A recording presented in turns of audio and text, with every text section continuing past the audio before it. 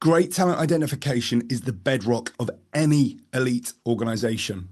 In sport, coaches are on the constant lookout for the next Cristiano Ronaldo, LeBron James, or Tom Brady to convert the team from aspirational contender into championship winner. And the key question is, how do you predict a superstar that isn't a superstar yet?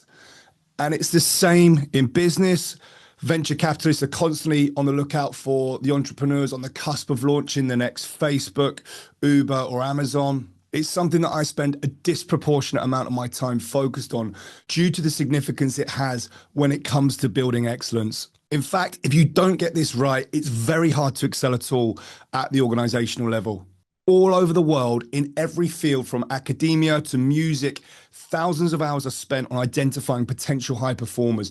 Many organizations are spending millions attracting superstar talent, only to cough up even larger severance packages to get rid of their failures. It seems exceptionally difficult to spot future superstars in any profession.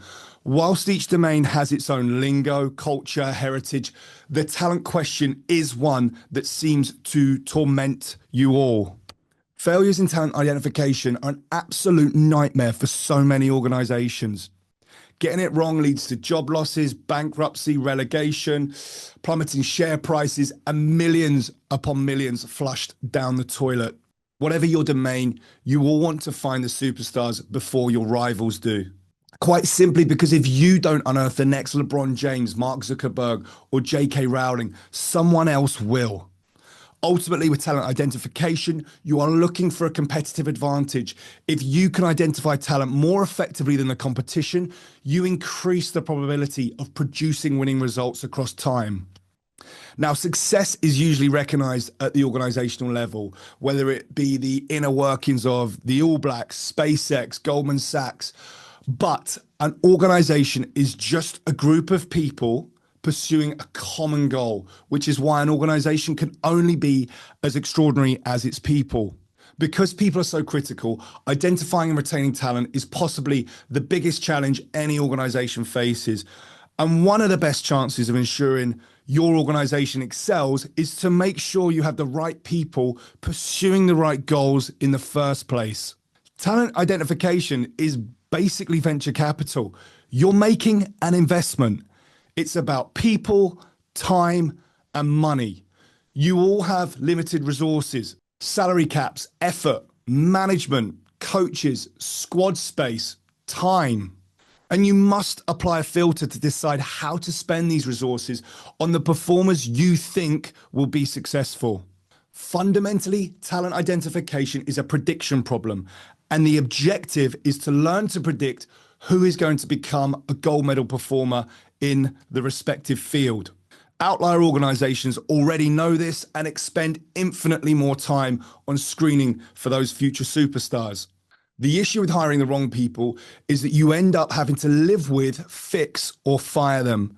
It's only a matter of time before other team members suffer by compensating for their teammates' deficiencies. Just one weak member results in such a devastating reduction in overall performance as teammates are forced to mop up errors, divert attention from their primary role, and redo work. And most organizations spend 2% of their time, effort, and finances on talent identification and 80% managing their mistakes.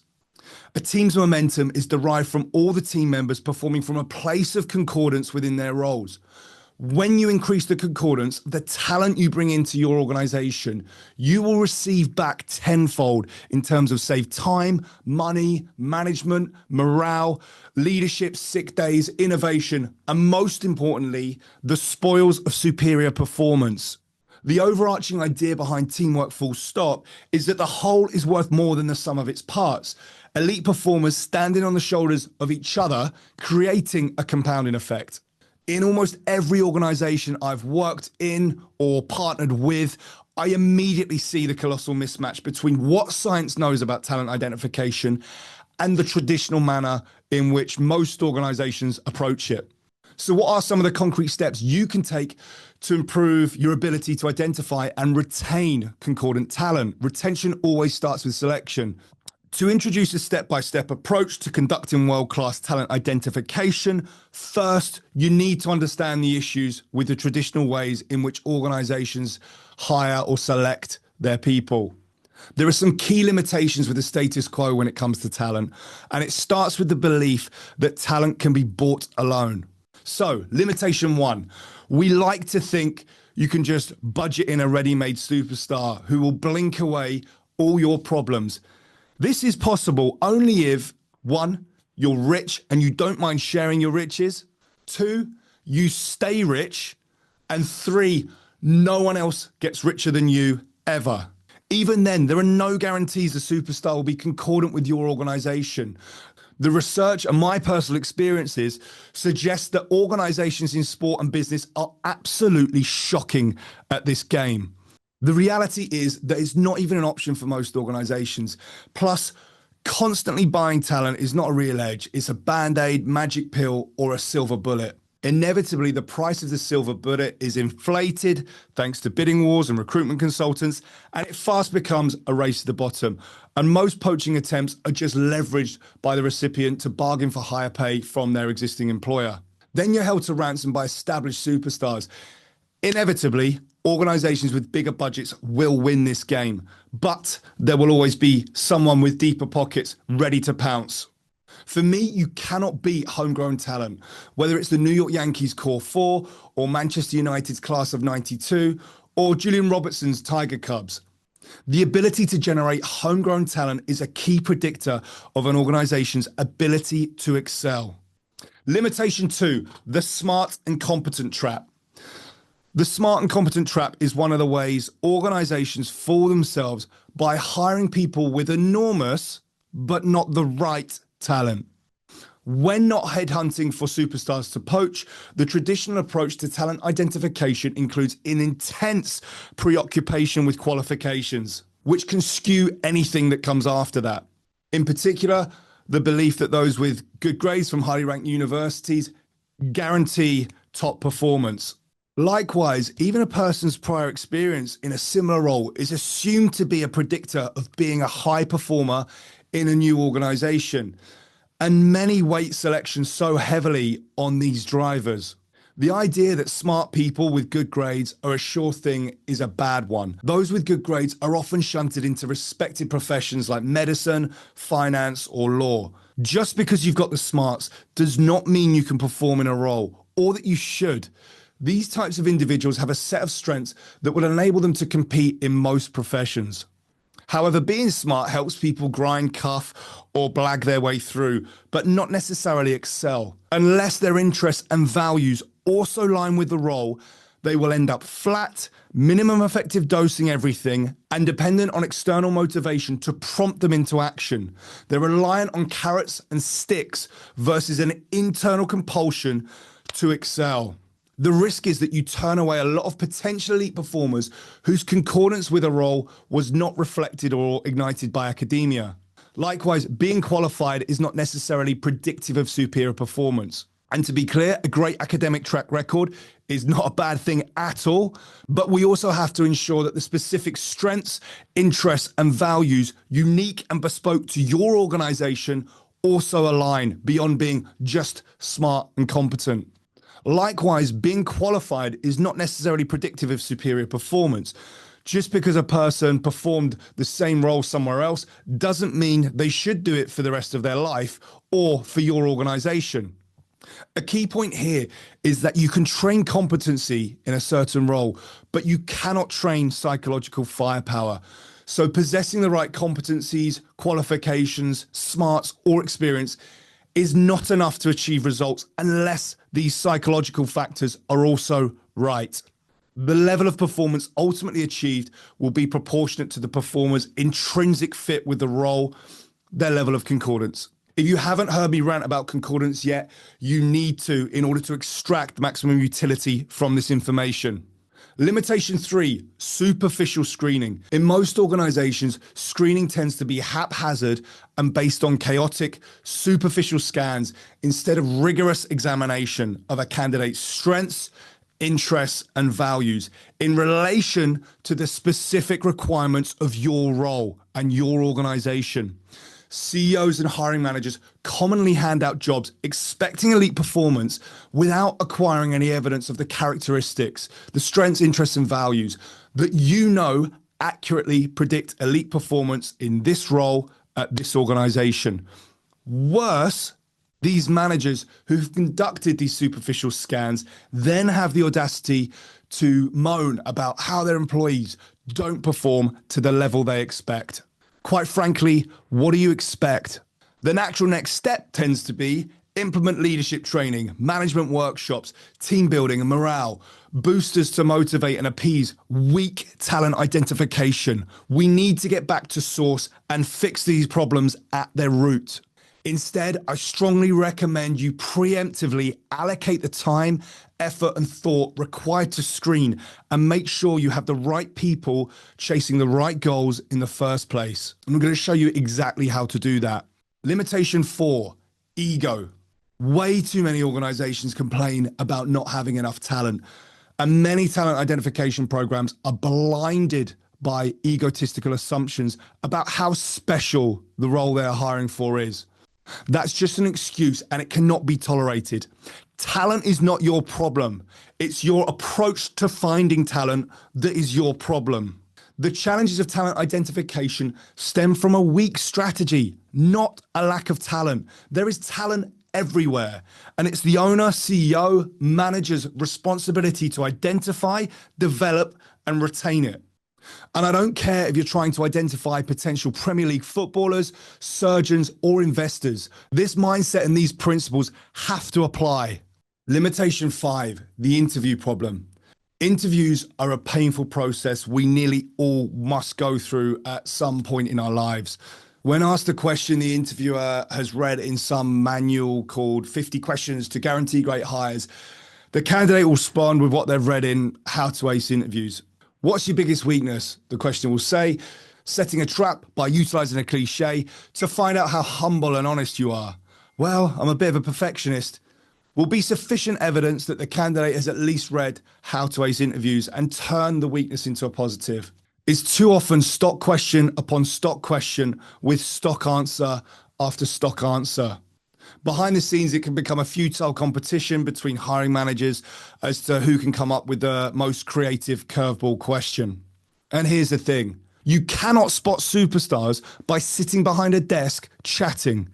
In business, way too many are hired based on talking a good game. Most talent identification consists of a chit-chat instead of a robust, repeatable, scientific methodology. The problem is that talking about performing is not performing. You can bullshit talking, but you cannot bullshit doing. There are very few roles where the ability to interview well is causally related to superior job performance beyond the general ability to communicate and to show some indication you've prepared. For me, this is where Ralph Waldo Emerson's quote comes in. What you do speaks so loudly that I cannot hear what you say. Likewise, you've almost certainly let gold slip through your fingers over the years. The person who was maybe unconvincing in the interview later turned out to be an absolute wizard on the job. So unless the job is to be interviewed, then why place so much isolated emphasis on one process? The transfer to on-the-job performance is so poorly causally linked to actual performance. So if interviews are useless and pretty much all the available evidence shows this to be true, why do so many insist on using them? The answer is that we love a good story, and interviews provide a more interesting and memorable narrative about candidates. The issue is these narratives are highly inaccurate and riddled with bias from both sides. We are really good at making up stories to confirm our own subjective and often useless first impressions. Plus, interviews are easy and they are the way it's always been done. It's much harder to do the thinking required to produce and operate an evidence-based talent identification process.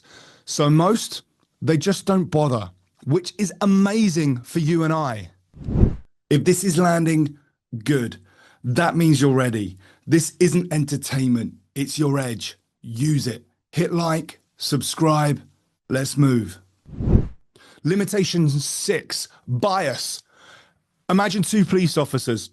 They're sat there by the side of the motorway, using their eyeballs to measure the speed of passing vehicles. He's going too fast, judges one officer. No, he wasn't, posits the other.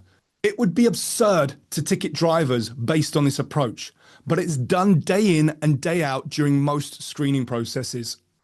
Perhaps the biggest obstacle, though, is that we're riddled with biases about what drives success. Too many people use only their feelings, observations, judgments, and own personal experience to evaluate candidates. It's akin to the scene from the film Moneyball. If you haven't watched it, you must, where the head of talent spouts pearls of wisdom, such as, ugly girlfriend means no confidence. It would be funny, except that this sort of thing is far too common. Bias has allowed smart, well-groomed, good-looking people with polished CVs who know the right people to hack the system. I often joke with my American and privately educated pals here, as they are genuinely specialists when it comes to this. So keep an eye out. And the education system, of course, is designed to manufacture such people. And inevitably, they rat race their way towards excellence that eludes them and the organizations they serve. There are a whole host of biases that make us awful at predicting future successes, but there are four main culprits I'd like to share with you. One, natural talent bias. Here, you grossly overestimate ability if you believe there are signs of natural talent. Despite the fact that you all like to think you prefer hardworking strivers, you'll generally opt for those you perceive to have natural gifts. Two is the recency effect. This describes how you place more weight on the last thing you saw, which is why rock stars always save the best song for last. We leave thinking that the whole gig was great. In sport, the recency effect is rife after big tournaments. Three, the halo effect. Here, those who start strong are usually overestimated in the future. So for the performer who starts well, the impression is more likely to stick, even if the performance subsequently drops off. Four, confirmation bias. This occurs when you look for proof, especially when there isn't any, to confirm your first opinion on a matter. For example, in football, if the talent scout likes a player they're scouting and that player loses possession of the ball, the scout might describe the player as positive or adventurous for trying to unlock the defense. The scout that didn't favor that player would describe the exact same behavior as sloppy, irresponsible, or greedy. To optimize talent identification, you must shift the pendulum from subjective, superficial, and biased, good grades, big bench press, towards a more objective, evidence-based approach. We need tools, data, facts to prove beyond all reasonable doubt that the individual possesses the strengths, interests, and values required to excel in your organization. If you're asking someone to do something challenging for your organization, you need to take the time to ensure they actually align with and can internalize the meaningful rationale for giving their all when doing so. Archaic organizations that rely on interviews, subjective opinion, biases, and tick-the-box qualifications will be annihilated by the organization that uses the objective, concordance-focused, evidence-based approach. Now, I want to unpack how we do this. I'm going to outline the tangible steps you can take in order to build out world-class talent identification. I want to start with a quote from the film Moneyball. It's a real David and Goliath story that outlines how the Oakland A's baseball team, underfunded and under-resourced, go on to win a World Series in baseball, all due to their incredible talent identification. In terms of starting out and optimizing your talent identification, this quote says it all for me, and it sets the tone for how we need to look at it today. The quote's from Billy Beane, the GM of the Oakland A's, and he says, "Your goal shouldn't be to buy players. Your goal should be to buy wins. In order to buy wins, you need to buy runs. Runs by Bill's organization wins. What strengths, interests, and values by your organization wins. This will reveal what you need to screen for.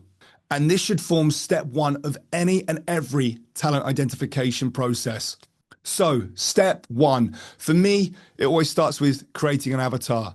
This crucial first step is to transition away from the "do they have talent" question to the "do they have the right talent?" We need to understand the dimensions of the square hole you're trying to fill before you can go out and find the right square peg. The better you know what you're looking for, the easier it is to find it.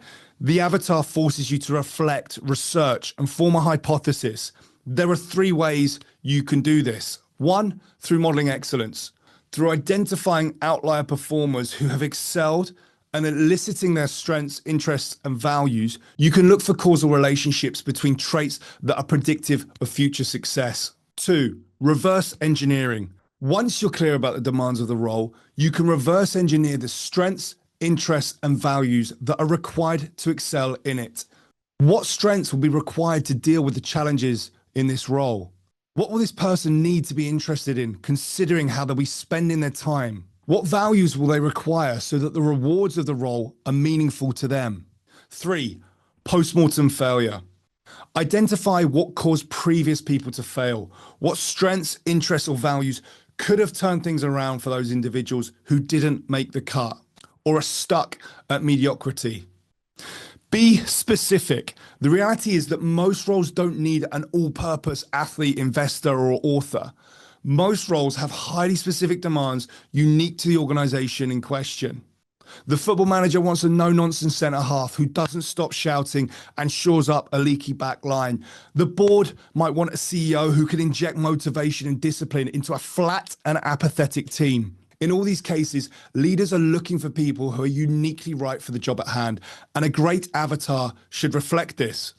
You need to move away from empty statements like intellectual distinction, capacity to guide a complex institution, or a devotion to excellence. What does any of this even mean? My favorite of the empty statements organizations try to screen for is resilience. It's a cherished value at most organizations. Goldman Sachs, the NHS, MI5, they're all looking for candidates with resilience. Who isn't?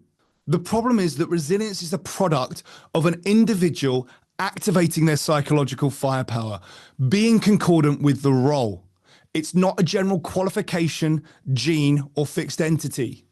We need to stop matching candidates to a long list of universal traits that are just too abstract and vague to accurately screen for, and instead work out the critical factors that determine a concordant fit between the candidate and the role. Boiling it down to the few specific things that matter, avoiding vagueness like good with numbers, thick-skinned and confident. What does good even mean? How good? With what numbers? In which environment? Under what kinds of constraints? And under how much pressure? With reference to whom? The more specifically you define what you want from the performer, the more accurately you could screen in the right person. This understanding enables you to match candidates against the strengths, interests, and values that you know are predictors for success in the role, and to determine which deficits just don't matter. Going through this process allows you to formulate an accurate specification of what you're looking for that will give you higher conviction when you see that concordant performer. No one will work for your interests unless they are their own. You want true believers. When it comes to teams, values are the glue. And when they align, the team works with blood, sweat, and tears. Most companies post artificial statements on their websites written by a PR company that have nothing to do with employees' actual values because they don't really mean anything. And it's hard for the team to rally around them. And I talk a bit more about this in a conversation around winning behaviors. The link is in the show notes. Instead, you must look at what the cultural architects within your organization truly value. You need to elicit what your own winning behaviors are, the values that make your organization unique. Then you need to find people concordant with them so that collectively you can bring the intensity you need to excel. And a small tip would be to avoid screening for people whose primary value is money. You will eventually lose them. Remember, there is always someone with a bigger wallet than you around the corner. Identifying and developing superstars that jump ship the moment that someone makes a higher offer is best avoided. The best don't guess. They run systems. Gold medalists, special forces commanders, billion-dollar investors. In Accelerating Excellence, the podcast, they break down how. Link below. Step 2, increase the quality of your gene pool. Why do so many organizations go to such extreme lengths to hire individuals from prestigious universities like Oxford, Cambridge, and Harvard? Successful organizations like Google, Apple, and Tesla and academy athletes like footballers from Chelsea, Manchester City, and Arsenal. You might say it's obviously the quality of training, but you'd be wrong. This talent is so in demand because it's so hard to get into these organizations in the first place. The majority of the value in elite organizations is in the talent identification before any of the development work starts. That's not to say those who go to such organizations don't get good training, but that talent would get developed wherever it went. A general theme is that elite organizations are really hard to get into.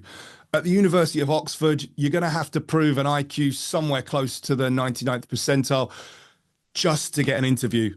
On top of that, you're going to require at least one, probably two other significant strengths: fellowship in piano, second or third tier language proficiency, or be an age group international athlete. So what's the message? Your selection process must be hard. The challenge is you can't make selection hard if you don't have sufficient quality of applicants to do so. Culturally elite institutions like Google, Harvard, and Chelsea can make their talent identification process hard because they can attract the best talent. This is why your gene pool is so important. If you don't have the right caliber of applicants, then any screening is seriously impaired. Too many organizations fail to target the right quantity and quality of applicants, and even fewer measure this. This exponentially reduces your chance of finding concordant performers, and it leads you to underestimating the quality and quantity of the talent pool in general, which causes you to potentially panic and drop your standards and accept mediocrity. You should never drop your standards. This is the wrong approach. If you accept talent below the minimum thresholds required to excel, you compromise performance and condemn your organization to mediocrity from the off. You must transition from who is the best of the bad bunch towards who meets the standard. If the answer is no one, you need to focus your effort on maximizing the quality of your gene pool, not dropping your standards. You have to strategically target potentially concordant candidates who align with your avatar, and you need to persuade them to apply for your role. This involves breaking down the barriers that restrict the quality and quantity of applicants, expanding your horizons, be it geography, status, gender, background, everything. Marketing the opportunity is key here. You need to make a song and dance about why joining your organization is the right thing to do. This is all advertising and marketing. If people don't know the opportunity exists, then how can they apply for it? Where might your avatar live? What social media accounts do they follow? What are they doing right now? Go there and tell them about the opportunities that exist within your organization. You need to communicate authentically. One of the companies I had the pleasure to lead was Mandara Capital. We were competing for the same talent as Goldman Sachs, JP Morgan, and Morgan Stanley, and physical trading houses like Glencore, Vitol, and BP. Those organizations could offer candidates treble the starting salary we could, exposure to all functions of the finance and commodity space, plus the kudos of working for established brands, not to mention the job security that brings. We didn't have any of those carrots to dangle. We couldn't offer huge base salaries, corporate hospitality, sublime skyscraper offices. However, from a values perspective, Mandara was an organization that offered high autonomy, rapid progression, and the opportunity to trade very early. So that's what we sold. The message was along the lines of, look, here's the deal. You'll be trading from day one. You'll receive personal tuition from experts daily. And if you're still here in 2 years, you should be expecting to earn over $1 million. But you will start on a salary half the industry standard. You will work 16-hour days minimum. There are 7 days in our working week. You will eat, sleep, and breathe trading, nothing else. You will get the night bus to and from work. Forget your social life. You will receive lots of direct, candid feedback and be chucked so far out your comfort zone, you won't believe it's possible. And there is a 33% chance you won't make it through your first year. If you weren't concordant with that setup, then you weren't concordant with reality at Mandara, and we need to live in the real world. The right concordant candidates, though, would salivate at that proposition. Then we come to step 3, designing screening tests. And it basically all comes down to this. Looks can be deceiving, but actions aren't. The actor must step on stage. The baker must bake his cake. The teacher must teach. It's time to see right here, right now, who brings the psychological firepower that will power future success. If the performer is concordant, then you'll see this manifest in their behavior.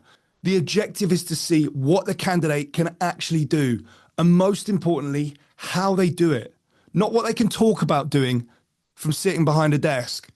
Specificity must be at the forefront of design here. The best way to see who can write great code is to ask candidates to write great code. The best way to see whether someone can deal with negative feedback is to give them negative feedback. The best way to see if someone is meticulously detailed with financial accounting is to ask them to get meticulously detailed with a set of financial accounts. This ensures you're assessing concordance for the role requirement itself, as opposed to the null results of smart and competent tests or biased opinions. Thanks to step one, your avatar, you have a precise understanding of the role and a hypothesis of what it takes to excel in that role. This allows you to design accurate DCE, data collection exercises, that will iron out a candidate's level of concordance with the role. The DCE acts as an information gathering instrument that allows you to build a picture of the individual's profile versus the profile of your avatar. This is how you ensure the square peg fits the square hole. Let's say you want to test a candidate's resilience. You have to design a DCE encompassing the adverse nature of the role in which resilience is required. For the Special Forces operator, this might include resisting interrogation by enemy forces. At Mandara, it might have been coping with a 16-hour day filled with lots of negative feedback. For a junior doctor, it might be dealing with the fact that their failures can result in lost lives. Resilience is specific to the role. Completing an Ironman triathlon is no indication of whether or not a person will be resilient when it comes to hostage rescue, negotiating a merger or acquisition, or teaching a classroom of 30 children in an inner city state school. Is the Ironman resilient outside a triathlon? We have no idea unless you test their concordance in that specific area. To ensure the DCE is a replica of the real world situation, you must focus on three areas: thinking, doing, and feeling. In terms of thinking, you must strictly avoid laboratory conditions, such as how many press-ups you can do in a minute, a battery of maths questions, or how well you can write an essay on a specific subject. You need objective tests that you trust will transfer to on-the-job performance. Laboratory-style test batteries like IQ tests, standardized fitness tests, and psychometrics are way too one-dimensional. They miss too much. At the most, these tests should be used in a minimum effective dose capacity very early on in the process to just eliminate people that are nowhere near having what it takes. The reality is most roles involve lots of subtleties that fuse together to create a unique demand that's placed on the performer. And this means that performing several things simultaneously is usually the way it's going to work. And the DCE must accurately represent this. And you can think of it a bit like requesting that an aspiring 100-meter sprinter performs a series of 100-meter training sessions to check their fit with the role.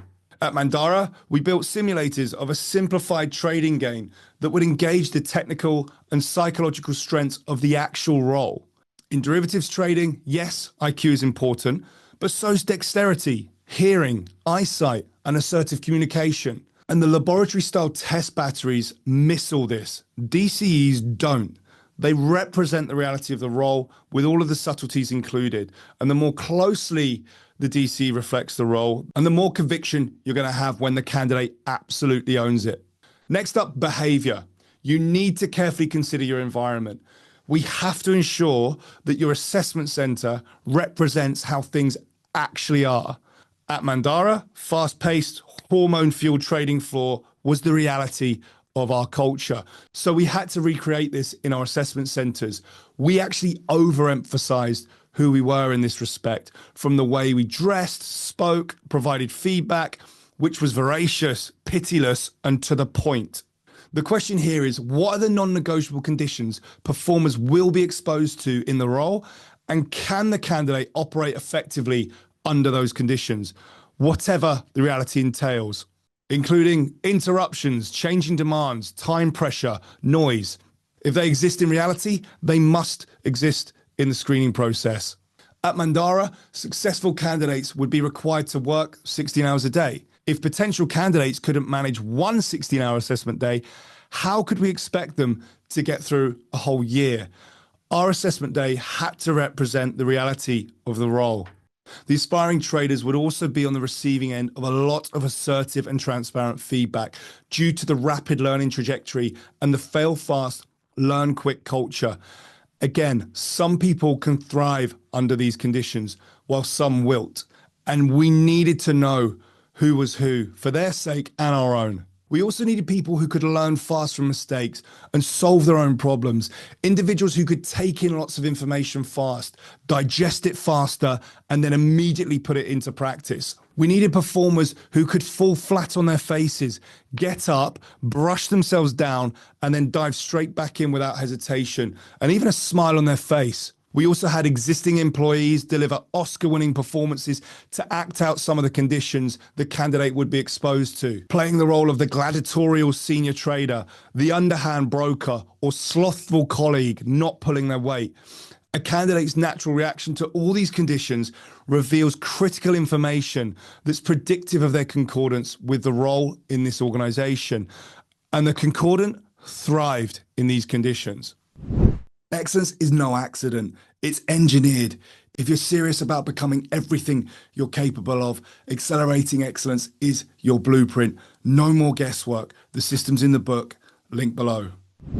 The final component to think about is emotions. Any test must be performed with a candidate under the same emotional and physiological conditions and loading as the learning and performance would in reality. Successful candidates at Mandara experienced total immersion in a fiercely competitive and assertive environment. This meant, at times, individuals would be operating with a brain full of the stress hormone cortisol. Some people are better at preventing cortisol flooding their brains than others, namely concordant people, and some people can simply perform better with a brain full of cortisol. We needed to find out which of our candidates were in each of these categories. There are multiple ways to flood a brain with cortisol, and cortisol is cortisol, whether the performance is an exercise or the real thing. Special forces teams famously use stress positions, sensory deprivation, sleep deprivation, and recordings of crying babies to spike cortisol. At Mandara, we would flood our candidates' brains with cortisol through pre-exhaustion exercises, sensory stressors, and constant overload. We use biofeedback technology to provide us with information on their stress response, how quickly they could stabilize after exposure, and their rate of inevitable degradation, which the process was designed to bring, but then also how quickly candidates could recover and go again. Profound strengths and weaknesses reveal themselves rapidly. Well-designed auditions will sound any alarms about those who look perfect on paper, but falter on true inspection. Step 4, the assessment. Now, the traditional benchmarks of fit for purpose, test scores, academic degree, press-ups, are the supplementary warm-up act rather than the main event. We're not searching for some wow factor moment like who can jump the highest, which souffle tastes best, or who has the fastest mental arithmetic. We know that psychological firepower is what demonstrates concordance, and we can measure this using the following questions. Who is having clicks, aha moments, and is responsive to feedback? Who is excited, engaged, and enjoying putting in the repetition? Who is bringing the intensity, fight, and grit? Some sample questions might include who has a high baseline? Who is highly responsive? Who tries hardest? Who's most focused? Who demonstrates unbreakable concentration? Who enjoys the audition? Who recovers from negative setbacks? Who can take on feedback? Who competes hard? Who pushes themselves until they drop? Who keeps their energy going all day? Who steps up and finds another level when the pressure amplifies? Who doesn't want the day to end? Who grows into it? Who gets curious? Who asks great questions? Who sticks at it? Who perseveres when things don't go their way? Who thrives under moments of pressure? Who has a sense of humor in tough times? Or from the other direction, who cuts corners? Who starts to whinge?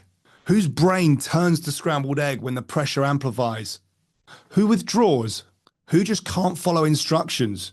Who just, for whatever reason, doesn't get it? Who ultimately doesn't care that much? Who just wishes it was all over? Who starts off enthusiastic but gets bored quick? And when it comes to scoring candidates, you need to swap out open questions like, how well did they do, for binary yes or no answers that indicate the candidate did or did not meet the minimum threshold. This helps eliminate abstract statements that mean nothing, such as, I don't think he's got what it takes, or she wasn't confident enough. We need to break confidence down in the DCE to a series of questions with yes, no, binary answers. For instance, did the candidate point out the error in the facilitator's calculations? Did the candidate continue on the simulator after 6 consecutive errors? Did the candidate communicate that their mouse wasn't working correctly? Objective binary decisions benefit candidates too. When feedback is simple, there's time to give it. Plus, the feedback will be objective. The candidates can then decide to take it or leave it. A little useful tip for me would be to use the inside person as well. When candidates thought we weren't watching at Mandara, we were. Our incognito employee acted as our undercover agent. Embedded into the assessment center, they would acquire intelligence on the candidate's behavior with other candidates behind the scenes. This proved a highly useful data source. It's critical that candidates meet all minimum thresholds. Candidates don't have to excel in all of the dimensions of your avatar, but they can't be weak in any of them. It was a powerful learning experience where during one of our assessment centers at Mandara, a candidate scored exceptionally well across the board. However, when we flooded his brain with cortisol, his performance fell off a cliff. Due to his superior performance in every other DCE and test we had, we decided to give him a chance. And guess what? The candidate started the program exceptionally strong, quickly rising to one of the hottest prospects in the program.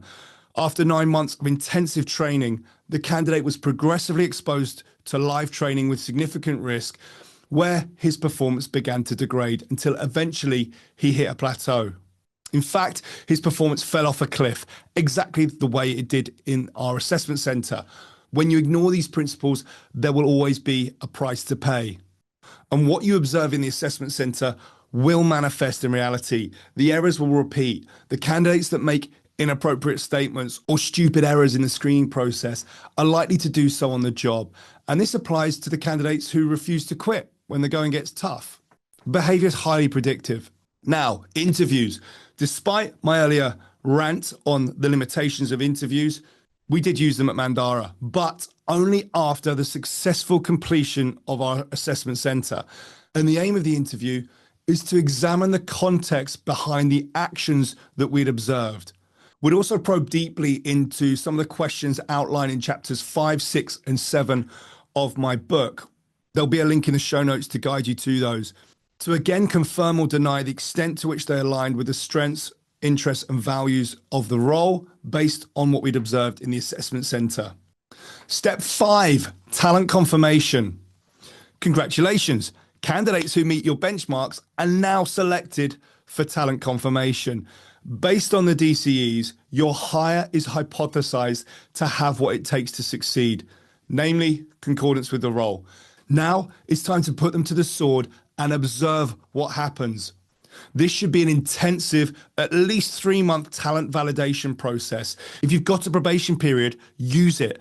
The aim is to confirm concordance with the role. There should be close observation of the candidate's responsiveness to training. Performance should be exposed to a carefully constructed developmental experience, and their development trajectory should be tracked and benchmarked. There should be a lot of tests and lots more feedback to set your candidates up for success. Step 6, the feedback loop. At the end of the talent confirmation process, you'll be able to see the fruits of your labor. Hopefully some success, but most likely some failure too, especially as you get going with this methodology. As the roles you're screening for change, So must your DCEs. And it's just as important to cut your losing bets as it is to run your winners. So don't be afraid to do that. It's the best thing in the long run for you and your candidates. A keynote here would be that as the role you're screening for changes, so must your DCEs. You must ensure you're screening for candidates who are concordant with the role today, not the role 3 years ago. The crest of the wave is the place to be when it comes to screening talent. As conditions change, some performers will be taken down a peg or two, others will sharpen. And the question you need to answer is why. You can map against your DCEs and avatar for clues, but also reinitiate step one, updating your avatar if changes are identified. This might mean some adjustments to your gene pool too. As your organization grows and changes, how you advertise the role and the values it might satisfy for potential candidates is also likely to evolve. And you want to have a finger on the pulse there. A final point on retaining talent. Retention starts with selection. You work so hard to identify and build talent. You must do everything you can to make sure you retain it. The key to retention is values. Conflicting values start wars, end marriages, and are why you lose talent. If you want to retain your best performers, you must provide them with opportunities to satisfy their values. Some of your values remain an essential part of who you are. Some change. As you satisfy one value, a new one usually emerges, and this goes for your candidates too. This is why what is important to us at one stage of our life will be different at another. The graduate, when asked what is most important to them in the context of their career, might say learning, working with smart people, and the opportunity to progress. As they progress through the development curve and satisfy these values, new ones will appear. Now it might be, amongst others, compensation for their hard work, freedom and autonomy, or a desire to contribute more socially. And if the role doesn't evolve to reflect their emerging values, then they will become less concordant with it. And the consequences will be less psychological firepower, potential for disengagement, irritability, and a reduction in overall performance. Eventually, misalignment with values will draw the performer to something new entirely, such as a role switch or an organization shift, or even a career change, and possibly with your competitors. You need to stay on top of this. And at times, I recommend swallowing any ego. There are some huge benefits of rigorous, robust talent identification, the processes and principles we've just discussed. First off, having such a robust methodology brings, for me, 3 key benefits. I would say engagement, pride, and most of all, trust. In terms of engagement, strong talent identification gives the technical experts in your organization the motivation, confidence, and resilience to invest time and effort into coaching. In terms of pride, the harder you have to work for something, the more you appreciate it.